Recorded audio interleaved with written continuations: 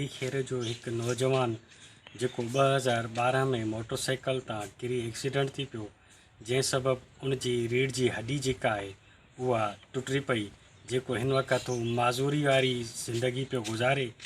अचो अॼु हुन नौजवान सां मिलूं त उन जा कहिड़ा हाल आहिनि ऐं हू कीअं थो पंहिंजी ज़िंदगी बसर करे। 2012 में मूंखे धक लॻो आहे। मां माज़ूर थी वियुमि। पहिरियों मां सही हुयुमि, उन खां पोइ मां माज़ूर थी वियुमि। मां कमाइण वारो हिकिड़ो आहियां।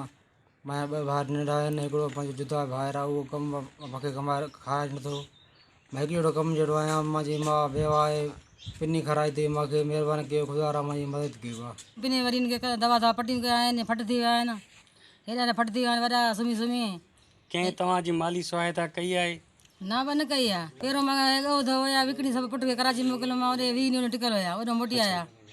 पोइ कोई न कयो, पहिरियों कयो 2 टे रुपया हथो न कया, पोइ कंहिं रुपया बि न ॾिना। 10 साल थी विया आहिनि, कोई कुझु बि न ॾिनो असांखे।